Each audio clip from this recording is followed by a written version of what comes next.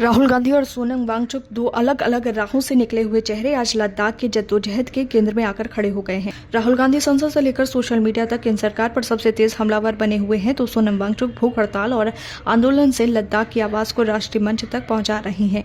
एक और विपक्षी नेता का आक्रामक स्वर है, तो दूसरी ओर कार्यकर्ता का त्याग और जेल की सलाखों के पीछे से भी जारी जज्बा। ये संयोग नहीं है, बल्कि उस बेचैनी का प्रतीक है जो लद्दाख की वादियों से उठकर पूरे देश को झकझोर रही है। 10 सितंबर को सोनम वांगचुक ने अनिश्चितकालीन भूख हड़ताल शुरू की।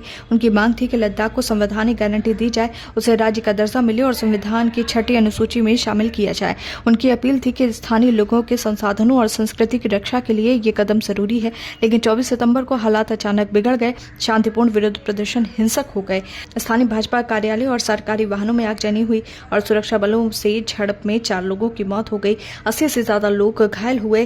पुलिस ने वांगचुक को भड़की ठहराया और उन्हें राष्ट्रीय सुरक्षा अधिनियम के तहत गिरफ्तार कर जोधपुर जेल भेज दिया। वांगचुक ने जेल से ही अपने समर्थकों से हिंसा से दूर रहने की अपील की और 15 दिनों का अनशन खत्म कर दिया। लेकिन गिरफ्तारी और FCRA लाइसेंस रद्द होने से स्पष्ट हो गया कि केंद्र सरकार अब आंदोलन के खिलाफ कड़े कदम उठा रही है।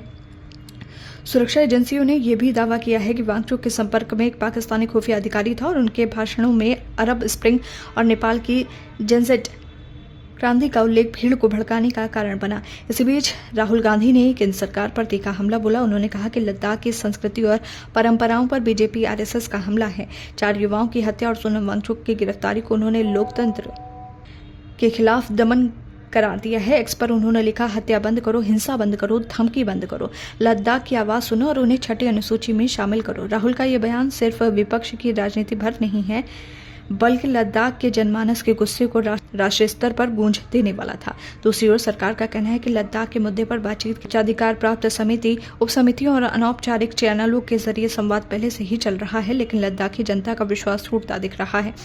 लेह अपेक्स बॉडी और कारगिल डेमोक्रेटिक अलायंस जैसे स्थानीय समूह बार बार कह चुके हैं कि बिना संवैधानिक सुरक्षा के उनकी पहचान और संसाधन खतरे में है। वांगचुक की गिरफ्तारी ने उन्हें जननायक बना दिया है, तो राहुल गांधी का हस्तक्षेप इस लड़ाई को संसद और सियासत के गलियारों में गुजार रहा है। दोनों की राहें अलग हैं, लेकिन मंजिल एक, लद्दाख की अस्मिता और अधिकार। सवाल अब ये है कि क्या केंद्र सरकार इस आवाज को सुनेगा या कठोर कदमों से दबाने की कोशिश करेगा। अंततः ये संघर्ष सत्ता बनाम विपक्ष नहीं, बल्कि जनता बनाम सत्ता का रूप ले चुका है।